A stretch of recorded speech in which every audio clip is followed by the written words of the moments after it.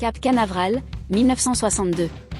L'Amérique retient son souffle, John Glenn s'apprête à devenir le premier Américain à tourner autour de la Terre. Mais au pied de la fusée, l'astronaute refuse de monter. Les tout nouveaux ordinateurs IBM viennent de calculer sa trajectoire. Et pourtant, Glenn exige une ultime vérification, à la main. Par une femme.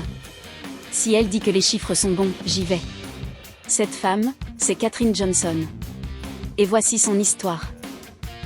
Tout commence en Virginie occidentale, en 1918. Katherine est une petite fille qui compte absolument tout, les marches de l'escalier, les assiettes sur la table, et même les étoiles dans le ciel. Le problème ? Dans son comté, l'école s'arrête au primaire pour les enfants noirs. Alors sa famille déménage. À 10 ans, Katherine entre au lycée.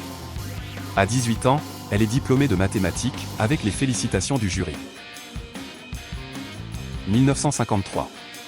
Le centre de recherche de l'anglais recrute des femmes noires pour une mission étrange, être des calculatrices humaines. Bâtiments séparés. Cantines séparées. C'est l'Amérique de la ségrégation. Mais Katherine ne reste pas à sa place. Elle s'invite dans les réunions, interdites aux femmes. Ses questions sont si justes, ses calculs si précis, que les ingénieurs finissent par ne plus vouloir décider, sans elle. 1961. C'est elle qui calcule la trajectoire d'Alan Shepard, le premier Américain dans l'espace. Un vol de 15 minutes, calculé à la main, à la virgule près. Succès total. Puis les machines IBM débarquent à l'anglais. Plus rapide que n'importe quel humain, mais encore imprévisible. Beaucoup y voient la fin des calculatrices humaines. Katherine, elle, apprend leur langage, et devient encore plus indispensable.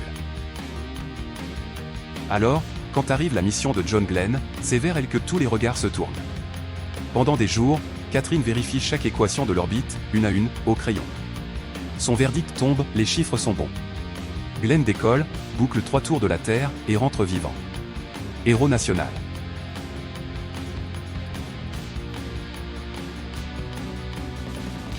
Ces équations guideront ensuite Apollo 11 jusqu'à la Lune. Et quand Apollo 13 explose en plein vol, ce sont les procédures de secours auxquelles elle a contribué qui ramènent l'équipage sur Terre. Sain et sauf. Pendant des décennies, son nom reste dans l'ombre. Il faut l'attendre 2015, médaille présidentielle de la liberté, remise par Barack Obama. Puis un film culte, Les figures de l'ombre, et un bâtiment de la NASA à son nom. Katherine Johnson s'est éteinte en 2020, à 101 ans. 101 ans d'une vie qui a traversé la ségrégation, la conquête spatiale, et la naissance de l'informatique. Aujourd'hui, chaque fois qu'une fusée décolle quelque part dans le monde, il y a un peu d'elle dans les calculs. Car aucun ordinateur, aucune barrière, aucun préjugé, ne remplace un esprit qui refuse d'abandonner. Elle n'avait ni machine, ni droits égaux. Juste les mathématiques, et une certitude, les chiffres ne mentent jamais. Si son histoire t'a inspiré, abonne-toi, le prochain génie oublié arrive bientôt.